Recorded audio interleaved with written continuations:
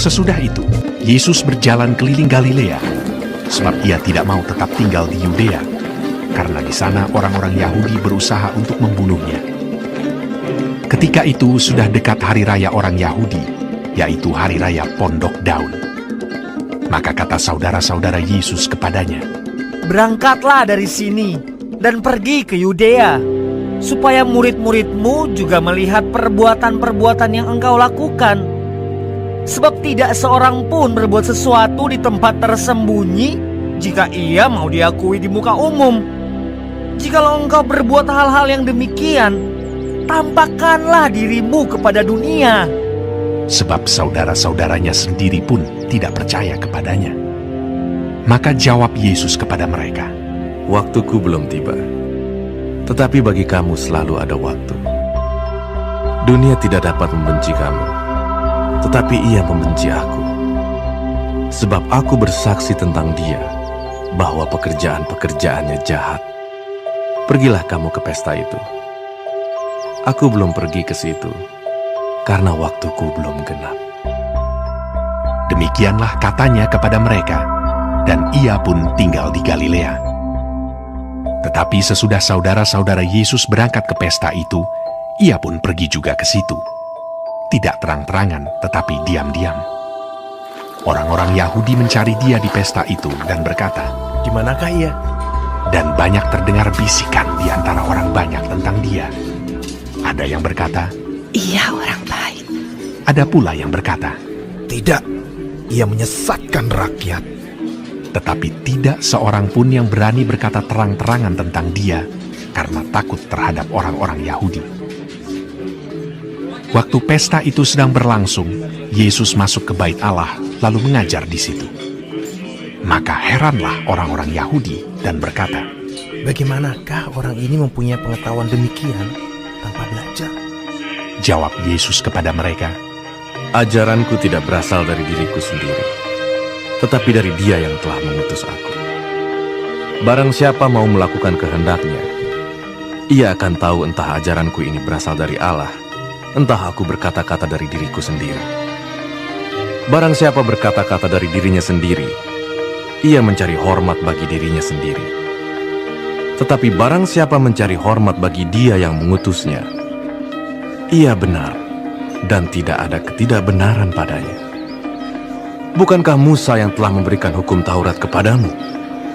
Namun tidak seorang pun di antara kamu yang melakukan hukum Taurat itu. Mengapa kamu berusaha membunuh aku? orang banyak itu menjawab, "Engkau kerasukan setan. Siapakah yang berusaha membunuh engkau?" Jawab Yesus kepada mereka, Hanya satu perbuatan yang kulakukan, dan kamu semua telah heran. Jadi, Musa menetapkan supaya kamu bersunat.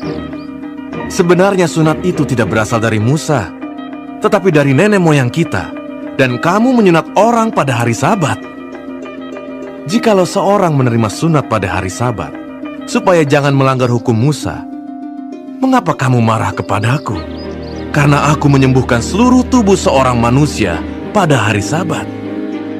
Janganlah menghakimi menurut apa yang nampak, tetapi hakimilah dengan adil. beberapa orang Yerusalem berkata, Bukankah dia ini yang mereka mau bunuh?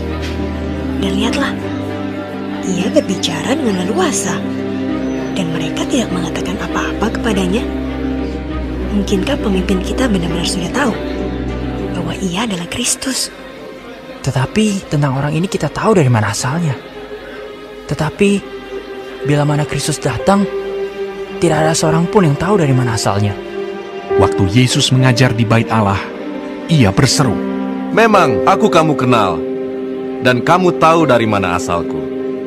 Namun aku datang bukan atas kehendakku sendiri, tetapi aku diutus oleh Dia yang benar, yang tidak kamu kenal.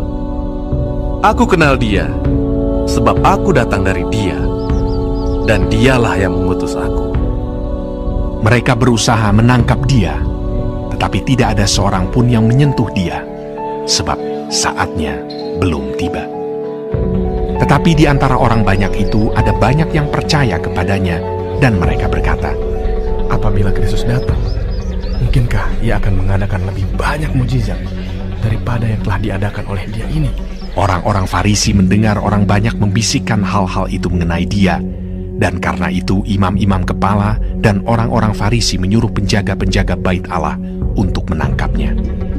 Maka kata Yesus, Tinggal sedikit waktu saja aku ada bersama kamu.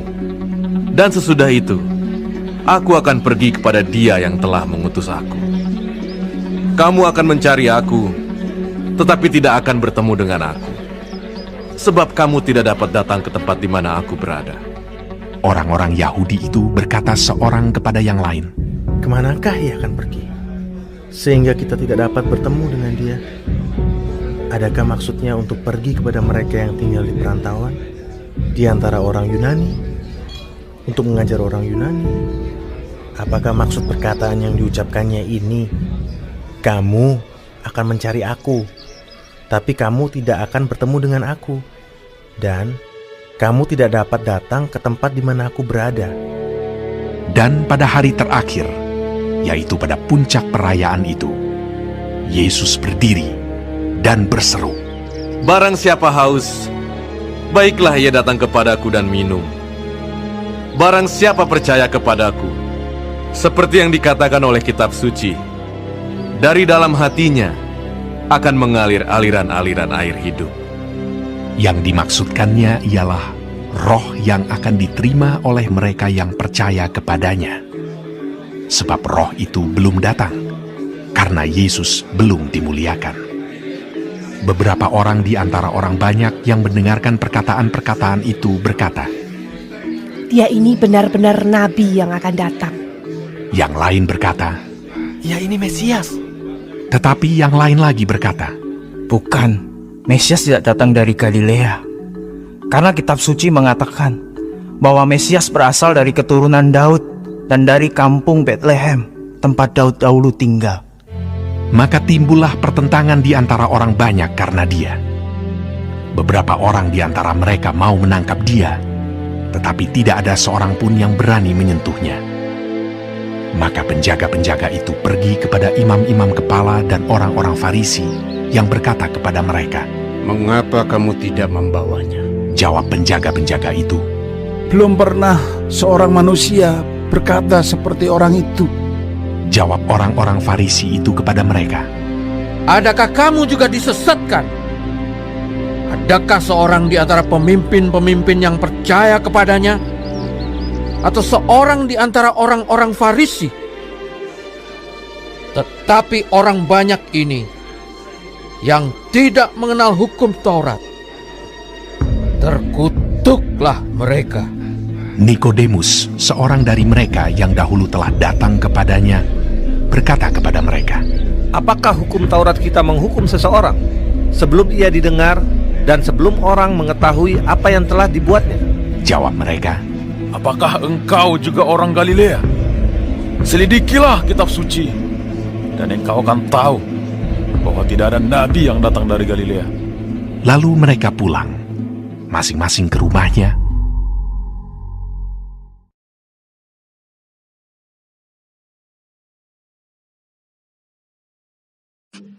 Shalom semua jemaat Tuhan, kembali kita di dalam pendalaman Alkitab Clear Sight.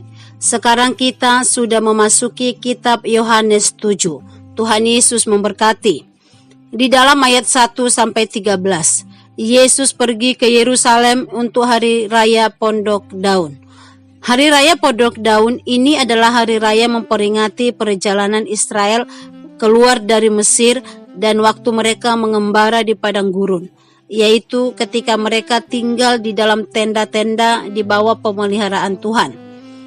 Di dalam ayat 7 dikatakan, Ia membenci aku. Yesus dibenci oleh dunia karena dia mengatakan bahwa semua manusia tanpa Allah itu bobrok, berdosa dan bersifat mementingkan diri sendiri. Sepanjang perjalanannya, Yesus tidak henti-hentinya mengecam ketidakadilan, kekejaman, dan percabulan.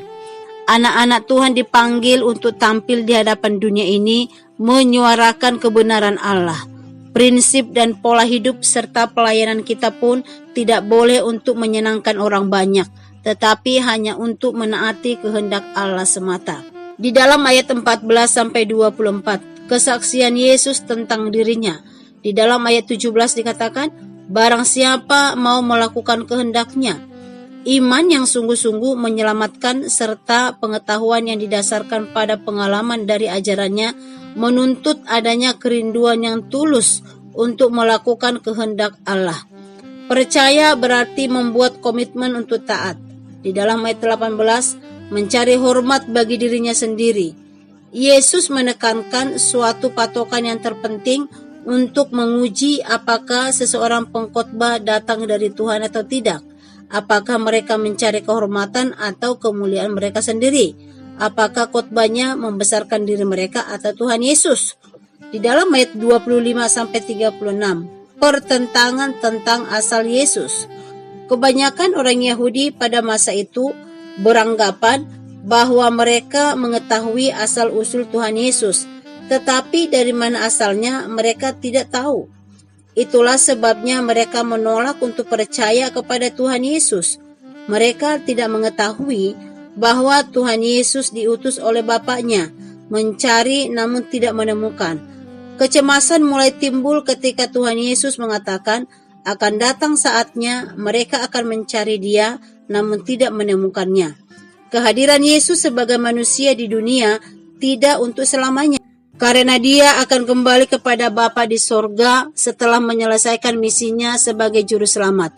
Bila kita lihat sungguh rindu mengenal Dia dalam kebenarnya, bila kita tidak sungguh rindu mengenal Dia dalam kebenarannya, akan datang saatnya kita tidak lagi dapat menemukan Dia. Karena itu carilah Tuhan selama Ia berkenan ditemui. Di dalam ayat 37-44, air sumber hidup. Ayat 45-52, Yesus dibela oleh Nikodemus. Banyak orang yang mengikut Tuhan Yesus menikmati mujizatnya, namun mereka masih terus bertanya, siapakah Dia sebenarnya? Mereka tidak mau mendengar dan menerima jawaban Tuhan Yesus karena telah merumuskan jawaban berdasarkan pengertian mereka sendiri. Undangan penuh kasih sayang dari Tuhan Yesus mendapatkan respon dari berbagai kalangan. Yang berespon yang pertama, ada yang mulai meyakini Dia adalah Mesias. Yang kedua, ada yang berani mengungkapkan keyakinan bahwa Dia adalah Mesias. Yang ketiga, ada yang masih ragu karena salah menduga tempat kelahirannya di Galilea. Yang keempat, mereka yang berdiskusi dan berdebat tentang Dia. Yang kelima, ada yang berhasrat kuat untuk menangkap Dia meski tidak berani. Yang keenam, sikap para penjaga bait Allah yang mengagumi dan menghormati Tuhan Yesus sehingga berani untuk tidak menangkap Dia. Yang ketujuh, kelompok Farisi yang berkeras hati, sombong, menolak Dia. Yang kedelapan, Nikodemus yang berani menyatakan keyakinan pribadi melawan mayoritas menunjukkan kerinduannya di dalam mengenal Tuhan Yesus. Dan yang kesembilan adalah mereka yang menerima panggilannya dan datang kepadanya. Mereka yang haus akan kasih Allah dan kebenarannya. Undangan kasih dan pengampunannya tersedia bagi kita. Pilihan ada bagi kita menerimanya atau menolaknya. Amin. Tuhan Yesus memberkati.